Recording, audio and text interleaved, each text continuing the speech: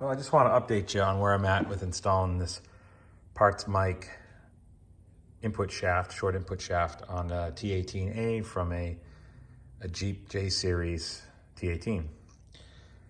So if you look through some of my other videos, you see some of the troubles I've had to this point. But I finally got to a point where you can see the shaft is installed.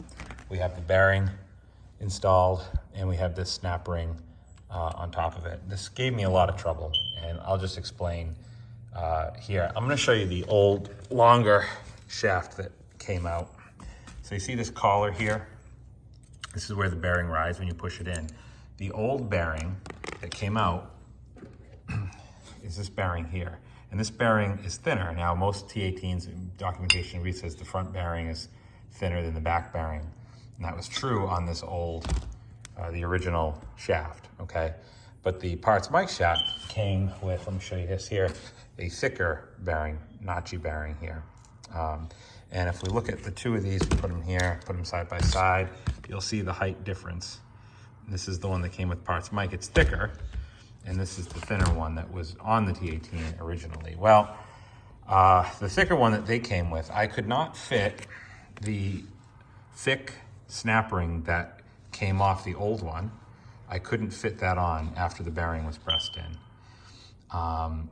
So that actually prompted me to order a new thin one.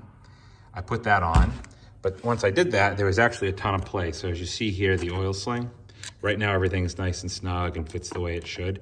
When I put the thinner bearing on, there was way too much space here and this oil sling was dancing around. So I knew, even though I could get this ring on, I knew that that wouldn't work. So I had to go back to the thicker bearing. That's what's in there now. And out of the way. To go back to the thicker bearing, that's what's in there now. And I compressed it in, I heated it up, I tapped it in. There's really no play. Again, if we look here, I've got no play. It's pushed as far as it can go. The oil sling's a little warped just because I've come in and out, but it's seated in there really good. So I had ordered a small parts kit, and there was a smaller snap ring than this, just a hair smaller, and that's actually the one. If you look closely here, you'll see that snap ring versus this snap ring. It's a little thinner. I'm just gonna go with it. I don't know if it's good or bad or if something's gonna happen. I'm not recommending you do it. I tried getting a hold of them at Parts Mic, hadn't had much luck doing that.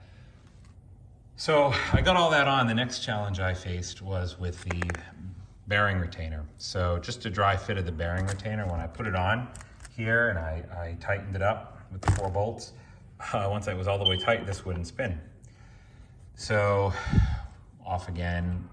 And what I realized was this outer ring here, you can see this outer ring. Whatever ring I was using was just a hair too thick, and it was getting caught up on the rib chair, and for whatever reason was pushing this retainer in a way that was making the shaft freeze up. So I went back, I believe, to the one that I took off, the original smaller front bearing, and that's the one that I ended up putting on. Now this retainer goes in, you bolt it and torque it, and everything spins the way that it should. So there's that. Let me just bring you in here, just so you can get a picture of what this looks like, all reassembled again. Again, I replaced these 2 brass synchronizer rings. I had to pull this out. I had to put new springs and dogs. I think I have another video that explains that on the channel here.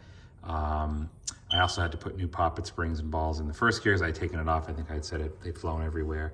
So that's all in place. I actually put the shift cover back on and just tried all the gears out, made sure everything shifted dry before I start sealing everything up, which is what I'm gonna do now. And then if we come over to the back, one thing I just wanna point out is, you see this setup here, there's this steel, if you can, how good you can see it, there's a steel shim or lock plate, I guess, I'm not sure what it's called. This was off a little bit, so when I went to go put the rear spacer on, see how this is very well defined, it wouldn't fit, so I had to tap this out and re-tap it into place again. And the same thing, I faced issues, actually I did put a new bearing on the back as well. I faced issues with this snap ring. I had to use the original one, not the one that it came with, because it would not fit along this groove on the side. This is the new seal, I haven't tapped it in yet. I believe this is the way it goes in. And same goes for the front. The seal's a slightly different seal, but you want the part where you can see the spring facing where the oil would leak from. So, you know, that's really what I'm going to do next, is get this all put together, use the RTV. I do have here, you see a bag of the paper seals, but I think I'm going to go with RTV all the way around.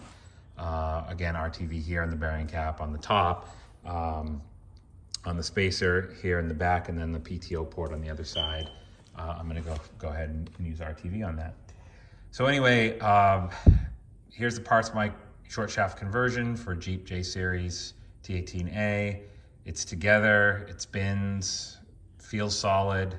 So I'm gonna give it a shot. I'm gonna hopefully within the next few days get this installed in the Jeep and see what happens. I'll keep you posted. Thanks for watching.